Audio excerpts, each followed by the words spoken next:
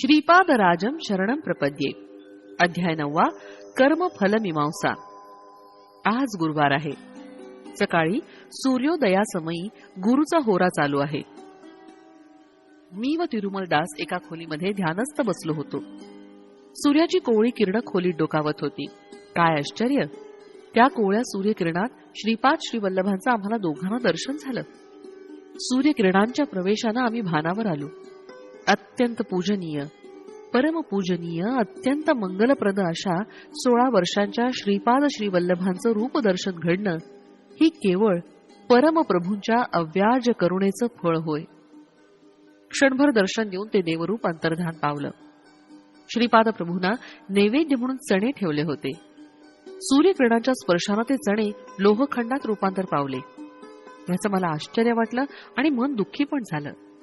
प्रभूंचं दर्शन आणि चणे लोहखंडात रूपांतरित होणं हे काही विशेष सूचक आहे का, अशी माझ्या मनात शंका उद्भवली. श्री तिरुमलदासांनी पुढे सांगण्यास सुरुवात केली. बाबा रे शंकर भट्टा, आज दुपारी माझे आतिथ्य स्वीकारून तू पुरास जा, अशी श्री दत्तप्रभूंची आज्ञा झाली. भर दुपारी प्रभू दत्त क्षेत्रात भिक्षा करीत असतात. हा काळ अतिशय शुभप्रद आहे. मी म्हणालो, स्वामी, रोज श्री दत्तप्रभूंचं स्मरण, दत्तकथा प्रसंग श्रवणानं काळ घालवत होतो. आज नैवेद्य म्हणून दाखवलेले चणे लोहखंड झाले, याची खंत वाटते. माझ्या या संशयाचं निरसन करून मला कृतार्थ करावं ही प्रार्थना. श्री तिरुमलदास म्हणाले, बाबा रे, काही शताब्दीनंतर कली प्रबळ झाल्यानं नास्तिकत्व वाढेल. नास्तिकत्वाचं निर्मूलन करून आस्तिकत्वाची स्थापना करण्यासाठी प्रभू चित्रविचित्र लीला दाखवून अनुग्रह करतील. भविष्यात धर्म संस्थापनेसाठी सगळ्या कार्यक्रमात बीज रूपानं या श्रीपाद श्रीवल्लभांच्या अवतारात अनुग्रह करतील. खनिजामध्ये चैतन्य निद्रावस्थेत असते. खनिज स्थितीत प्राण अंतर्लीन होऊन राहतो. खनिजामध्ये अनेक रासायनिक प्रक्रियांमुळे प्राणाची उत्पत्ती होते. प्राणामध्ये मन अंतर्लीन असतं. प्राणरूपात चैतन्य अर्धनिद्रावस्थेत असतं. हे तुला वृक्षामध्ये स्पष्ट दिसेल.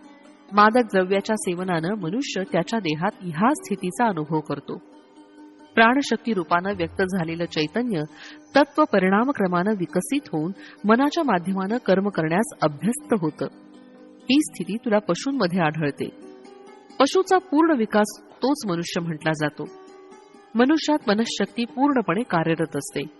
तर मनास अतीत असलेले अतिमानस एक आहे. ते अंतर्लीन स्थितीत असतं. मानव योग साधनेनं परिपूर्ण होतो. तो मूलाधारात सुप्त असलेल्या चैतन्यास सहस्त्रारात नेऊन सविकल्प निर्विकल्प समाधी स्थितीस प्राप्त करून घेतो. परमज्योती स्वरूप असलेल्या श्री गुरूंची तादात्म्य स्थितींचा अनुभव घेतो. त्या स्थितीमध्ये अनिर्वचनीय आनंदाचा अनुभव घेतो. तर त्याची वागणूक मात्र महासंकल्पास अनुसरून असते. म्हणून तो कर्मबंधनापासून अलिप्त असतो. त्या महासंकल्पाचं स्वरूप अचिंत्य, अगम्य आणि कल्पनातीत असून महाप्रचंड वेगवान असतं. अतिमानस हे केवळ श्री प्रभूंचं आहे. प्रत्येक क्षणात कोट्यावधी प्रार्थना श्री प्रभू स्वीकार करतात. धर्मसंमत असलेल्या प्रार्थनेस तात्काळ प्रचिती देऊन दुःख निवारण करतात. धर्मबद्ध असलेल्या प्रत्येकांच्या इच्छा पूर्ण करतात. मानवाच्या मनाचा वेग कूर्म गतिवत असून श्री प्रभूंच्या अतिमानसाचा वेग महाप्रचंड आणि कल्पनातीत आहे. महाप्रचंड वेग असलेल्या प्रकाशाचा वेग पण त्यांच्या अतिमानस वेगापुढे कमी पडेल. मानव किंवा कुठल्याही प्राण्यानं केलेली लहानशी प्रार्थना प्रभूंच्या दिव्य तेजपुंजाद्वारे प्रभूस पोचते.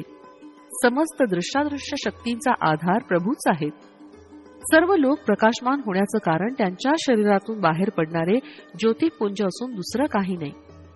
अनेक कोटी ब्रह्मांडात प्रकाशमान असणारे सूर्य, नक्षत्रादींचे संयुक्त प्रकाश सुद्धा त्यांच्या तेजापुढे सूर्यास देवटी दाखवल्याप्रमाणे समान होय.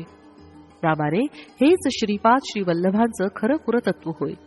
अनंत शक्ती, अनंत ज्ञान, अनंत व्यापकत्व असलेल्या त्या निर्गुण निराकार स्वरूपास सृष्टीबद्दल असलेल्या अव्याज अनंत करुणेपोटी सगुण साकार मनुष्य देह धारण करून श्रीपाद श्रीवल्लभांच्या रूपात दर्शन देत आहेत, हे जाणण्यासाठी मानवास परिपूर्णता आली पाहिजे. श्रीपाद श्रीवल्लभांचं दिव्य स्वरूप. मानवाची देवाविषयी ओढ अनिवार्य आहे. तसंच देव सुद्धा अनंत परिमितींना लांघून निम्न स्तरात जन्म घेतात. यास अवतरण असं म्हणतात. ही एक निरंतर चालू असलेली योग क्रिया आहे. सृष्टीमध्ये सत्याची एकदा स्थापना झाली की ती स्वयंसिद्ध प्रयत्नरहित कार्यरत असते. सत्य ज्ञान अनंत स्वरूप असलेले श्रीपाद श्रीवल्लभ हे अनेक सत्या सृष्टीमध्ये स्थापन करण्याच्या संकल्पानं दिव्य भव्य अवतार घेतात. ते साक्षात दत्तप्रभू होत. मी म्हणालो, स्वामी, आपल्याशी चर्चा करीत असता मला कितीतरी नवनवीन विषयांचा उलगडा झाला, तरी श्री गुरु स्वरूपाचा अंत लागत नाही. त्यांचं हे दिव्य आणि भव्य चरित्र कसं लिहावं, त्यांना कुठली व्याख्या द्यावी हे समजत नाही. मी मूर्ती प्रतिष्ठेबद्दल ऐकलं आहे, आपण सत्याच्या प्रतिष्ठेबद्दल बोलता आहात, तरी माझ्यावर कृपा करून सत्याबद्दल विस्तारपूर्वक सांगावं अशी विनंती. श्री तिरुमलदास म्हणाले, बाबा रे, तुझ्याकडून श्रींचं चरित्र लेखन कार्य व्हावं असा संकल्प पूर्वीच झाला असून तुझ्या संपर्कात येणाऱ्या श्रीपादांचे भक्त शिरोमणी ते अनुभव तुला सांगतील. या विषयास लेखणीबद्ध कर. तुझ्या व्याख्यांची इथं आवश्यकता नाही. श्रींचं चरित्र स्वतः श्रीच तुझ्या लेखणीच्या माध्यमातून लिहून घेतील. ह्या उपर विचार करणं व्यर्थ आहे. मनुष्य नाना प्रकारचं अन्न सेवन करतो. सेवन केलेलं अन्न आपोआप पचन होऊन शरीरास शक्ती प्रदान करतं. या पाचन क्रियेमध्ये मनुष्याचा प्रयत्न नसून शरीराचं काम आहे. मनुष्याचं कर्तव्य केवळ अन्न संग्रह करून ग्रहण करणं एवढंच. भोजन केल्यावर अन्न पचवणं हे शरीराचं कर्तव्य होय. म्हणजे तुझं कर्तव्य अन्न मिळवणं असा विधीचा अर्थ आहे. भोजन केलेलं अन्न पाचन करण्याचं कर्तव्य शरीराचं आहे. मनुष्यात मन असल्या कारणानं तो स्वेच्छेचा अनुभव घेतो, म्हणून खरं खोटं बरं वाईट दोन्ही घडण्याची शक्यता आहे. शरीरास ती स्वेच्छा नाही. जेवलेलं अन्न पचन करून शरीरास शक्ती संपन्न करणं हेच शरीराचं कर्तव्य आहे असा विधीचा निर्णय आहे. मनुष्यास इच्छा असो किंवा नसो, त्याच्या प्रयत्नाशिवाय शरीर आपलं कर्तव्य पार पाडत असतं. शरीरासंबंधित सत्याची स्थापना झाल्या कारणानं अप्रयत्नानं मनुष्याच्या संकल्पाचा प्रमेय नसून ते सतत चालू असतं. प्रकृती म्हणजे सृष्टीमधील सगळ्या क्रिया प्रतिक्रिया या सत्याच्या आधारानं घडतात. सूर्योदय सूर्यास्त ऋतुचक्र ग्रह नक्षत्रांचं चलन या सत्याच्या आधारावर घडलेच पाहिजे. हे अनुल्लंघनीय शासन आहे. म्हणजे याच्या विपरीत करण्याचं स्वातंत्र्य त्यांना नाही. सर्व व्यापकत्व असलेले प्रभू सृष्टीमधील प्राणीमात्रांविषयीच्या करुणेमुळे सृष्टीविधान सुरळीत करतात. कृतयुगामध्ये संकल्प मात्रे सकल सिद्धी प्राप्त होत, तर त्रेतायुगात यज्ञयागानं, द्वापार युगात मंत्र शस्त्रास्त्रानं सकल सिद्धी प्राप्त होत, तर कलियुगामध्ये प्रामुख्याने तंत्र प्रयोगानं कलियुगी यंत्रानं सकल सिद्धी प्राप्त होतात.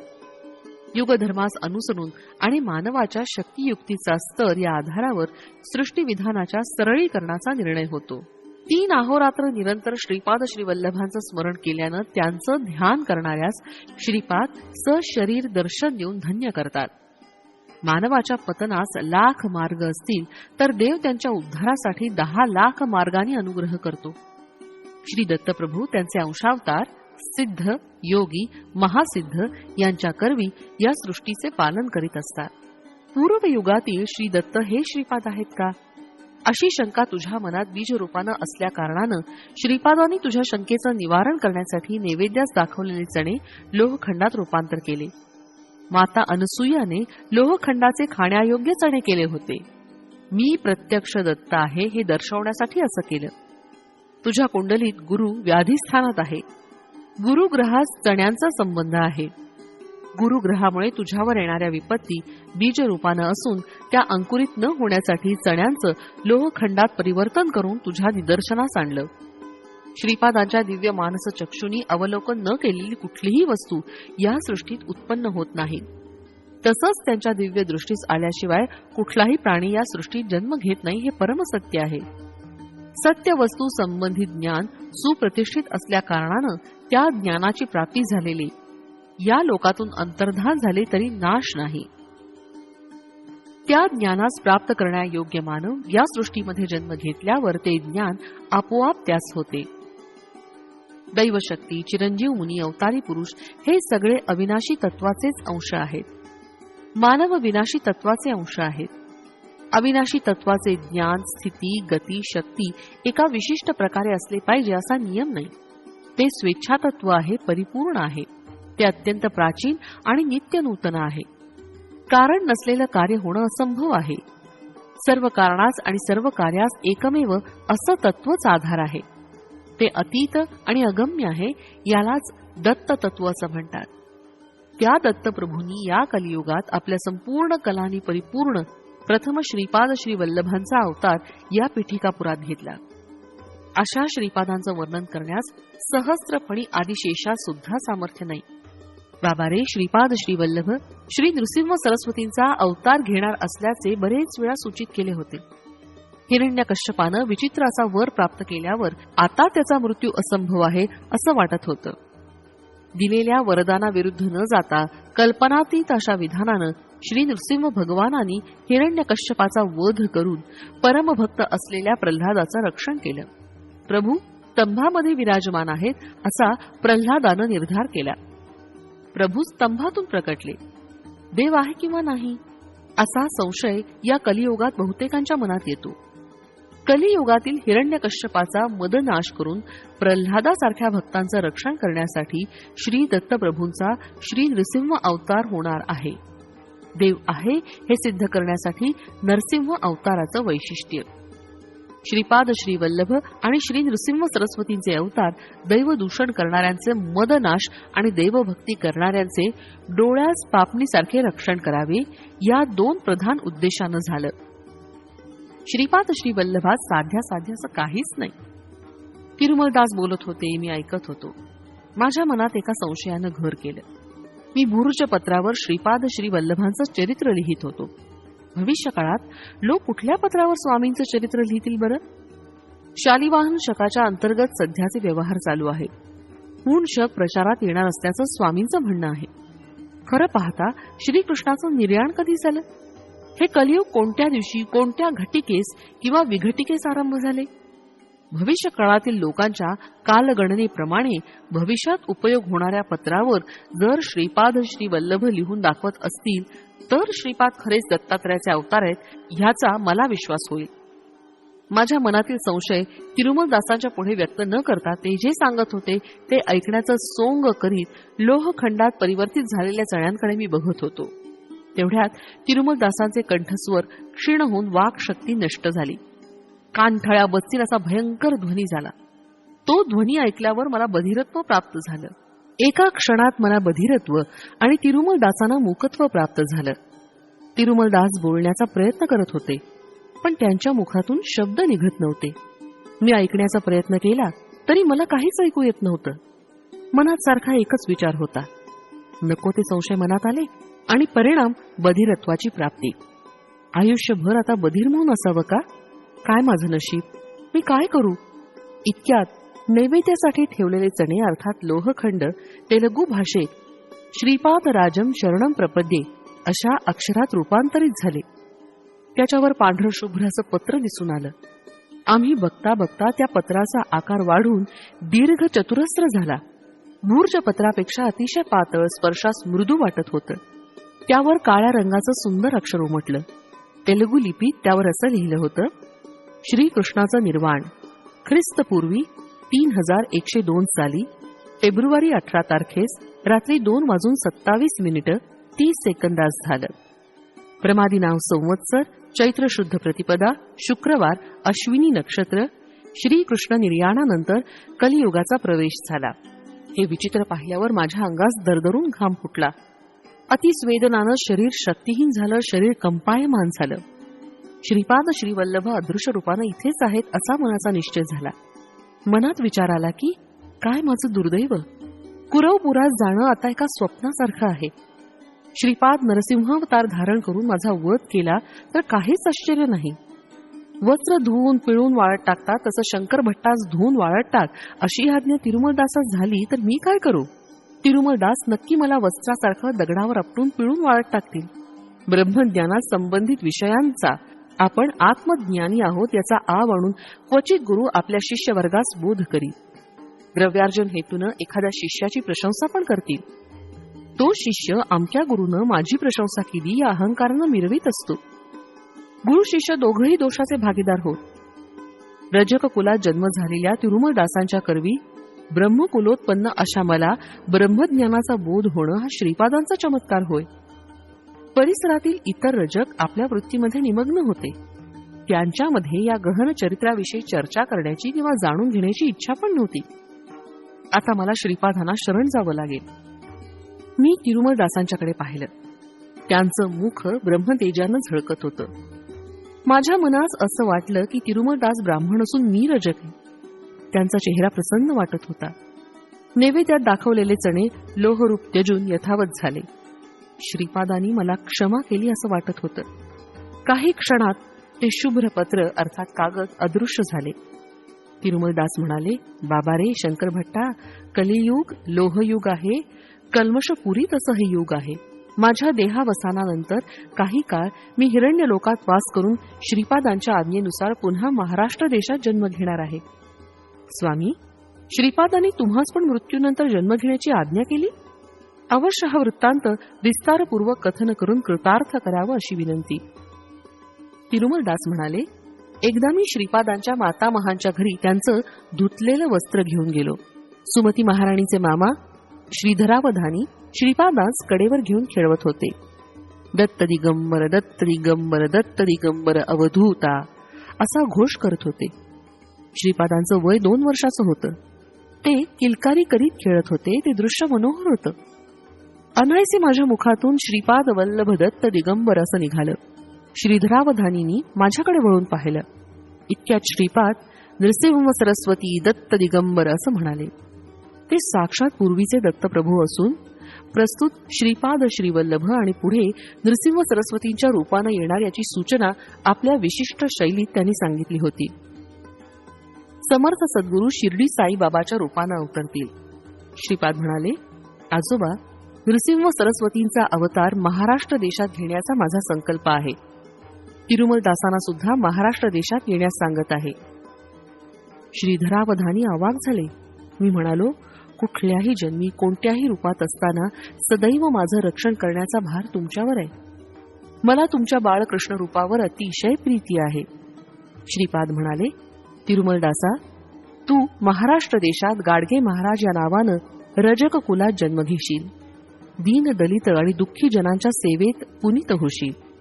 ढीशिला नगरीत साईबाबा या नावानं यवन वेशात माझा समर्थ सद्गुरू रूपात अवतार होईल. तुला यवन वेशात समर्थ सद्गुरू असलेल्या माझ्याकडून अवश्य अनुग्रहाची प्राप्ती होईल. तुला बाळकृष्ण रूपांवर प्रीती असल्या कारणानं गोपाला गोपाला देवकी नंदन गोपाला या नाममंत्राचा जप करशील. या शरीराच्या पतनानंतर क्वचित काळ हिरण्यलोकी राहून तदनंतर गाडगे महाराज होऊन लोकहित करशील. हे तुला माझं वरदान आणि अभयदान. श्रीधरावधानी या सगळ्या संदर्भात मायेच्या अवतरणात होते. त्यांना काही कळलं नाही. सुमती महाराणीच्या हाकेसरशी त्यांच्यावर असलेलं मायेचं आवरण दूर झालं. श्रीपाद सामान्य बालक आहेत अशी त्यांची धारणा झाली. मी म्हणालो, स्वामी, श्रीकृष्णानं भगवद्गीतेत सांगितलं होतं की कर्माचं फल अनिवार्य आहे. तर श्रीपाद या नियमाचं उल्लंघन न करता कर्मनाश कसे बरं करतील? सद्गुरू सत्पुरुषास योगियास दिलेल्या दानाचं फळ. तिरुमलदास म्हणाले, श्रीकृष्णानं कर्माचं फळ भोगल्याशिवाय चुकत नाही असं म्हटलं खरं, पण ते कर्मफल जागृतावस्थेत भोगावं असं म्हटलं नाही. ते स्वप्नावस्थेत सुद्धा भोगू शकता. स्थूल शरीरानं 10 वर्ष भोगायचं कर्म मानसिक त्रासामुळं, स्वप्नामधील मानसिक व्यथेमुळं काही घटिकेत भोगून कर्मराहित्य प्राप्त करू शकतो. सत्पुरुषास योगियास दानधर्म केल्यानं दैवी कृपेमुळं पापकर्मांचा क्षय होतो. देवतामूर्ती पुण्यस्वरूप असून त्यांच्या ठाई करुणा असल्या कारणानं आपलं पाप कर्मफल त्यांच्यावर ओढून घेतात आणि त्यांचं पुण्य आपणास देतात. पुण्यपुरुषास केलेल्या दानधर्मामुळे किंवा त्यांची सेवा केल्यानं पण अशी अदलाबदली होते. समर्थ सद्गुरूंचं ध्यान केल्यामुळं ध्यानाच्या माध्यमातून अदलाबदली होते. सद्गुरू त्यांच्या शिष्यांकरवी सेवा घेऊन सेवेच्या माध्यमानं शिष्याचं पापकर्म आपल्यावर ओढून घेतात आणि आपलं तपफल शिष्यामध्ये संक्रमित करतात. परंतु पापकर्माचं फळ भोगल्याशिवाय चुकत नाही. देव, सत्पुरुष, सद्गुरू, अवतार पुरुष महातेजोमय असून अग्निस्वरूप असतात. त्यांनी स्वीकार केलेल्या पापकर्मास दग्ध करण्याची शक्ती त्यांच्यामध्ये असते. त्यांना आपण अर्पण केलेल्या पत्र, फल, पुष्पादींच्या माध्यमानं सुद्धा पापपुण्याची अदलाबदली घडत असते. आपली आर्तता, भक्ती, शरणागती जेवढी तीव्र असते तेवढ्याच तीव्रतेनं ही अदलाबदली घडत असते. काही वेळा श्रीपाद त्यांच्या आश्रितांचं पापकर्मफल निर्जीव असलेले दगडधोंड्यांवर फिरवीत. त्या दगडधोंड्यास फोडून किंवा नाना विचित्र मार्गानं त्या पापकर्मांचं निर्मूलन करीत. याच अनुसरून एक दृष्टांत सांगतो लक्षपूर्वक ऐक. श्रीपादांच्या जन्मापासून त्यांना पुरेसं दूध मिळत नव्हतं. सुमती महाराणी आपल्या पुत्रास पुरेसं स्तनपान करू शकत नव्हती. त्यांच्या घरी एक गाय होती. त्यांच्या घरी असलेल्या कालाग्नी शमन दत्तास नैवेद्यापुरतं एवढंच दूध द्यायची, बाकी दूध आपल्या वासरास पाजायची. त्या गायीची ही एक विचित्र प्रवृत्ती होती. कालाग्नी शमन दत्तास नैवेद्यासाठी ठेवलेलं दूध कधी कधी नैवेद्य दाखवायच्या अगोदर श्रीपाद पूजा मंदिरात जाऊन प्राशन करायचे. असं घडल्या दिवशी श्री आपलराज गुळाचा खडा नैवेद्य दाखवून उपवास करायचे. पतीचा उपवास घडल्या दिवशी सुमती महाराणी पण उपवास करायची. एकादशीमयी नैवेद्य दाखवेपर्यंत श्रीपाद थांबले त्या दिवशी ते दूध प्राशन करीत. त्यांच्या वंशात जन्मलेल्या अपूर्व आणि दिव्य शिशूस पुरेल एवढं दूध आपण देऊ शकत नाही या विचारांनी माता पिता चिंतित होते. वेंकटप्पय्या श्रेष्ठी आणि नरसिंह वर्मा यांनी भरपूर दूध देणारी एक गाय आपण राजास दान देण्याचा प्रयत्न केला. ते सारे प्रयत्न व्यर्थ झाले, कारण दान स्वीकार न करण्याचं आपण राजांचं व्रत होतं. दान घेतल्यानं पाप संग्रह होतो असा त्यांचा अभिप्राय होता. ते वेदशास्त्र संपन्न असून केवळ वेद सभा असल्यास त्यातून मिळाली तेवढी दक्षिणा स्वीकार करत होते. पौरोहित्यापासून उत्पन्न कमी होतं. फक्त वेंकटप्पय्या श्रेष्ठी आणि नरसिंहराय वर्मा यांच्याकडे ते पौरोहित्यास जात असत. ते दोघं दक्षिणा जास्त देण्याचा प्रयत्न केल्यास त्यांच्यावर राग करायचे. आपळराज आपले सासरे श्री सत्यऋषीश्वर म्हणजे श्री बापन्नार्य यांच्याकडून पण काही घेत नसत. कार्तिक पौर्णिमेस सुमती महाराणींचा जन्मदिवस असल्या कारणानं श्वसुरगृही भोजन करत. वैशाख शुद्ध तृतीयेस आपळराजांचे जन्मदिवशी पण श्री बापन्नार्यांच्या घरी भोज करीत. कालांतरानं श्रीपाद जयंती अर्थात गणेश चतुर्थीस पण त्यांच्या घरी जेवायचे. कुटुंबाच्या या दुःस्थितीचा विचार करून एके दिवशी सुमती महाराणी आपल्या पतीस म्हणाली, नाथ, आमच्या माहेरचे संपन्न असून नैष्ठिक श्रोत्रीय संस्काराचे आहेत.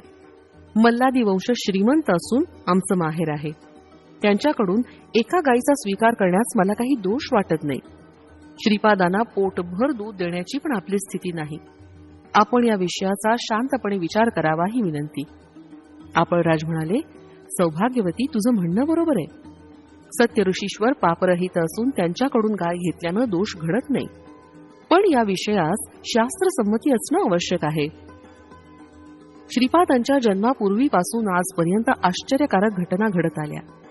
श्रीपाद दत्ताचे नवावतार असल्यास त्यांच्या घरी असलेल्या गायीनं भरपूर दूध दिलं असतं की नाही? किंवा तुझ्या स्तन्य क्षीराची समृद्धी झाली नसती का? बरे, मोठा मुलगा श्रीधरराज शर्मा आंधळा आणि लहान मुलगा रामराज शर्मा पंगू आहेत. श्रीपाद त्यांचं अंगवैकल्य नाहीसं करून त्यांना विमुक्त करू शकतात ना? तू या बाबतीत तुझ्या वडिलांशी चर्चा कर. येऊन जाऊन माझ्या नियमांच्या उल्लंघनाची पाळी माझ्यावर आणता हे उचित नव्हे. सुमती महाराणीनं या विषयाचं निवेदन आपल्या वडिलांसमोर केलं. बापन्नार्य मंद हास्य करत म्हणाले, अम्मणी, हे सगळं श्रीपादांचे लीलाविलास आहेत. श्रीपाद समस्यांचे परिष्कार करण्यातच नसून समस्या उत्पन्न करण्यात पण पटाईत आहेत. श्रीपाद दत्त असल्याचं योग दृष्टीनं मी जाणलं आहे. आपल्या घरी गोसमृद्धी आहे. गाय देण्यास केवळ माझी संमती नसून महानंदप्रद पण आहे.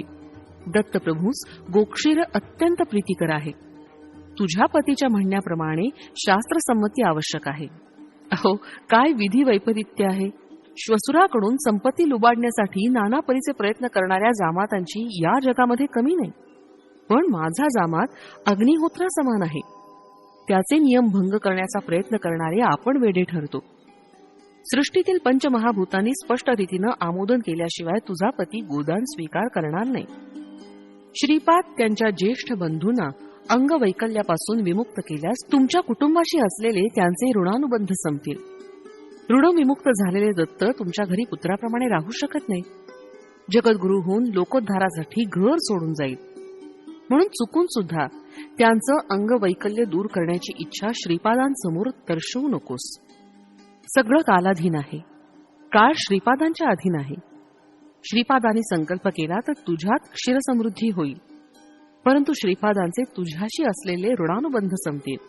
ऋणानुबंधातून विमुक्त झालेले श्रीपाद आपल्या कुटुंबास सीमित नसून विश्वगुरुत्वाचं कर्तव्य पालन करण्यासाठी आपले घर सोडून पलायन करतील. श्रीपादांचा संकल्प झाल्यानं घरातील गाय तिची विचित्र प्रवृत्ती सोडून पुष्कळ दूध देईल. मग ही समस्या राहणार नाही. म्हणून तू थोडा काळ धीर धर. दत्तांनी उत्पन्न केलेल्या समस्येचा परिष्कार दत्तच करतील. मी म्हणालो, स्वामी, श्रीपादांच्या बंधूस अंगवैकल्य येण्याचं कारण काय? वंश परंपरेनं आलेले कर्मदोष आहेत का? तिरुमलदास म्हणाले, श्री दत्तांचा अवतार सायं संध्ये समयी झाला. श्रीपादांचा उषक्काली झाला. पुढे होणाऱ्या नृसिंह सरस्वतींचा अवतार भर दुपारी अभिजित लग्नावर होणार आहे. दत्तांची लीला अगाध आहे. सायं संध्येनंतर तिमिराचं आवरण येतं. जीवन निद्रावस्थेत असतं. म्हणून दत्तावतारात योग साधनेच्या परिणामक्रमानुसार समस्त जीवांचं भार वहन करून जीवास सुखनिद्रा दिली. कुठं जावं, काय करावं, परिणाम स्वरूप कोणत्या दिशेस जावं, या उद्विग्न मनस्थितीत जीव असतो. हाच गाढ अंधकार आहे. जीवास नकळत परिणामसिद्धी प्राप्त करून देणं दत्तावताराचं वैशिष्ट्य. जीव कुठले प्रयत्न न करता किंवा किंचित प्रयत्नानं त्यांच्या नकळत अंतःचैतन्याच्या ठिकाणी अगाध परिणाम प्राप्त करतो, हे केवळ भूमंडळास सीमित नाही. श्रीपादांचं आगमन उषक्काली झालं. उषःसमयी सूर्य भगवान सगळी शक्ती एकाच वेळी प्रयोग करून जीवास पुनीत करीत असतो. श्रीपादांचं सूर्य हे प्रतीक आहे. जीवातील विविध शक्ती जागृत होऊन नाट्य करीत वैविध्यानं परिणामस्थिती प्राप्त करण्याचं हे प्रतीक आहे. माध्यंदिन मार्तंडांचं चंड प्रचंड स्वरूप आहे. आत्मा सूर्य आपल्या संपूर्ण शक्तीचा समृद्धीनं दशदिशास प्रसार करतो. तसं जीवास जागृत करण्यासाठी नृसिंह सरस्वती अवताराचं प्रयोजन आहे. हा विषय त्यांच्या विश्वव्याप्त चैतन्याचा विषय आहे. दत्तावतारात आणि श्रीपाद श्रीवल्लभांच्या अवतारांमध्ये काळरात्र होती. तिचं केवळ महाअंधकाराचं स्वरूप होतं. त्याचं प्रतीक म्हणून ज्येष्ठ बंधू असलेले श्रीधरराज शर्मांचा जन्म झाला. ती रात्र उलटल्यावर होती ती स्थिती म्हणजे संशय, नास्तिकवाद, कुतर्क, वक्रभाष्य वगैरे. ह्याचं प्रतीक म्हणून लहान बंधू श्रीरामराज शर्मा यांचा जन्म झाला.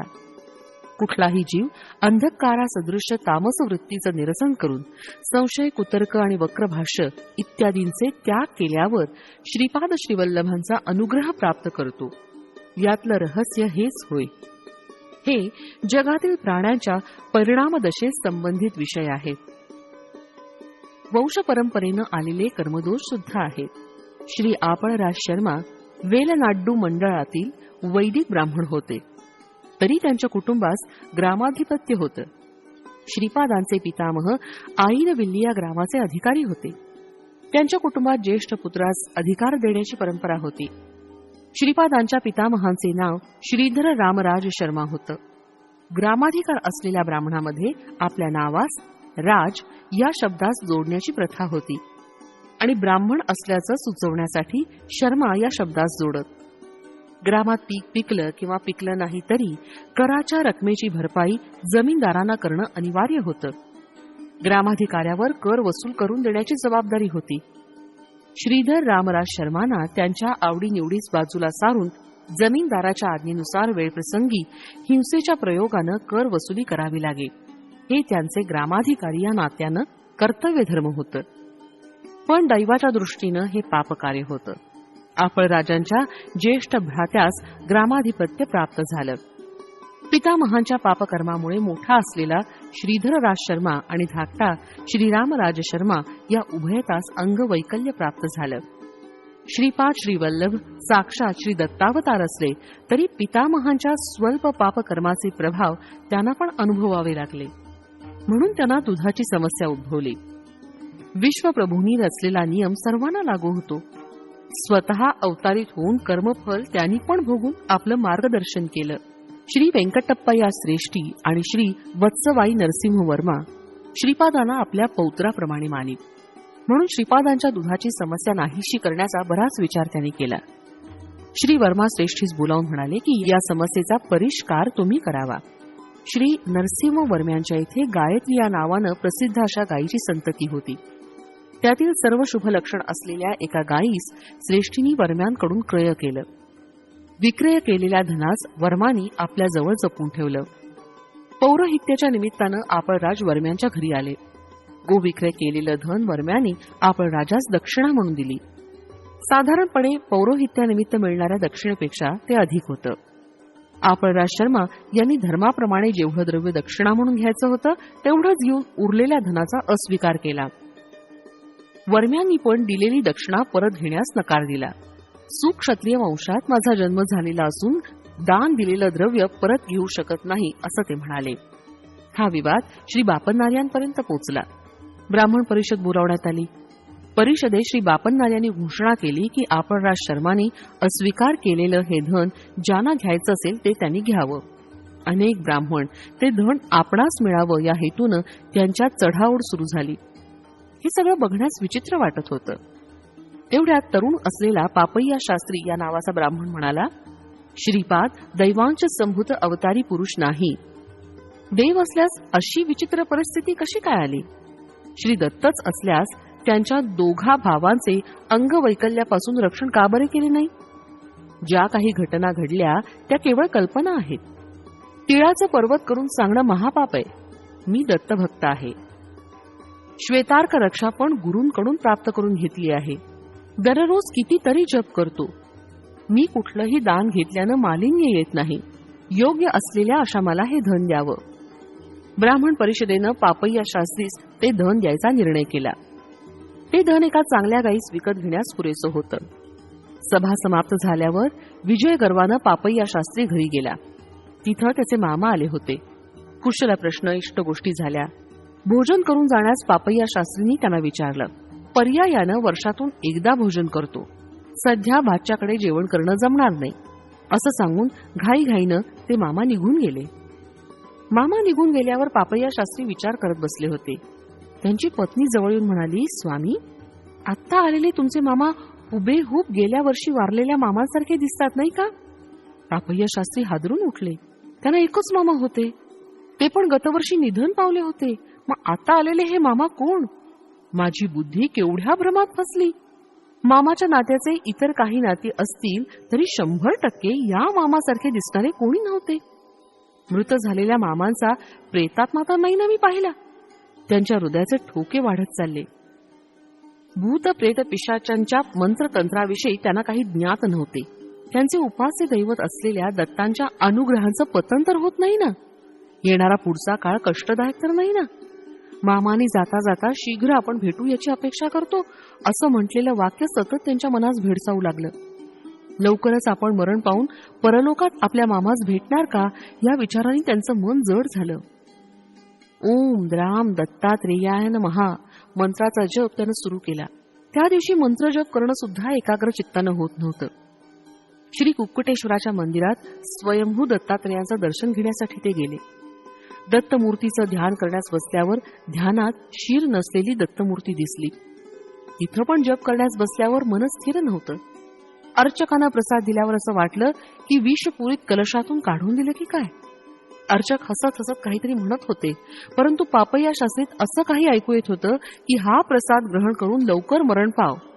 ते घरी परत आले तेव्हा त्यांच्या पत्नीच्या कपाळावर त्यांना कुंकू दिसलं नाही. मी जिवंत असताना कपाळावरचं कुंकू का बरं काढलंस असं म्हणून तिच्यावर ते चिडले. रुपया एवढं कुंकू कपाळावर मिरवीत असता पापय्या शास्त्रींचं चिडणं तिला थोडं विचित्रच वाटलं. पापय्यास वेळ लागलं असं म्हणून पिठापुरीत अफवा उठली. किंवदंती अफवा यांचं प्रमाण पिठापुरात जास्तच होतं. पापय्यास मानसिक व भूत चिकित्सा सुरू झाली. त्यांना वेळ नाही असं पापय्या पदोपदी सांगत होते, तरी लोक मानण्यास तयार नव्हते. वेडा पण कधी कधी तर्कयुक्त भाषण करतो असं म्हणायचे. पापय्याच्या पत्नीस एक उपाय सुचला. तिच्या पतीनं अज्ञानवश श्रीपादांची निंदा केली याचे कर्मभोग आहेत असा तिचा निर्धार झाला.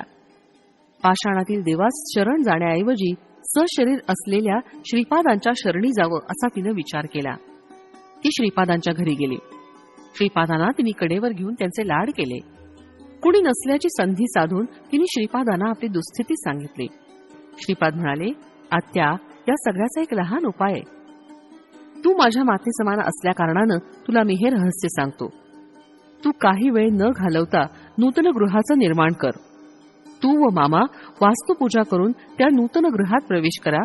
लागलीच सगळं काही बरं होईल. श्रीपादांची अशी आज्ञा झाल्यावर तिनं असं सांगण्यास सुरुवात केली की ही विपदा भाड्याच्या घरात राहत असल्यामुळं तिच्यावर कोसळली, म्हणून शीघ्रातिशीघ्र स्वतःचं घर बांधायचं आहे असं तिने आपल्या बांधवास पटवून दिलं. मग काय विचारता, कोणी एकानं पापय्यास एक जीर्ण झालेलं घर भूदान म्हणून दिलं. लागलीच घरातील सगळी संपत्ती, धन इत्यादींचा विक्रय करून जीर्ण घरास पाडून नूतन गृहनिर्माण कार्य सुरू झालं. गृहनिर्माणासाठी ऋण सुद्धा घ्यावं लागलं. पर्वतशिला आणून त्याची शक्ल करून गृहनिर्माणात वापरण्यात आली. नूतन गृहप्रवेश केल्यावर पापय्या शास्त्री स्वस्थ झाले. बाबारे शंकर भट्टा पापय्याची मृत्यूदशा चालू होती. त्यांचं अपमृत्यूच्या संकटापासून श्रीपादांनी रक्षण केलं. त्याला मानसिक त्रास, अपमान, धनव्यय इत्यादी कष्ट देऊन कर्मध्वंस केला. इतकंच नव्हे, पापय्याच्या पापकर्मांचे शिलामध्ये आकर्षित करून त्या शिलांचे शकले करून पापकर्मांचा नाश केला. कर्मध्वंस करण्यास सिद्ध अवधूत विविध व चित्रविचित्र मार्गांचे अवलंबन करतात. स्वस्थ झालेल्या पापय्या शास्त्री श्रीपाद म्हणाले, तू केवढा बुद्धिहीन आहेस. तू मनःपूर्वक आराधना करीत असलेला श्रीदत्त सशरीर रूपानं तुझ्या समोर उभा असला तरी तू ओळखलं नाहीस, म्हणजे तुझं केवढं दुर्भाग्य. कुक्कुटेश्वर मंदिरात असलेली पाषाण मूर्ती तुझं रक्षण करील असा तुझा निर्धार होता, म्हणून तुझं संचित पाप पर्वतशिळांवर फिरवून त्यांची शक्ल करून तुझं कर्मफळ नाहीसं केलं. तुला नूतन ग्रह करून दिलं.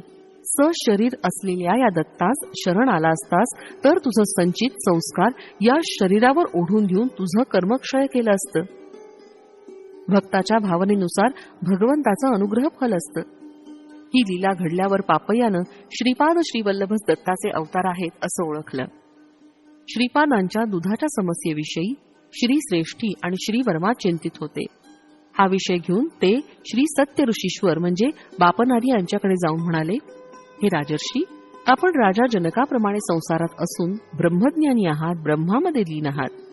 आमची एक लहानशी इच्छा आहे, ती आपण पूर्ण करावी. श्री बापनार्य म्हणाले, इच्छा व्यक्त केल्याशिवाय कसं बरं वचन देऊ. निसंकोच तुम्ही मला तुमची इच्छा सांगा. तुमची इच्छा धर्मबद्ध असल्यास निश्चित पूर्ण करेल. श्री श्रेष्ठी म्हणाले, मी श्री वर्म्यांकडून गायत्री नावाच्या गायीच्या संततीमधली एक शुभ लक्षणांनी युक्त अशी गाय विकत घेतली.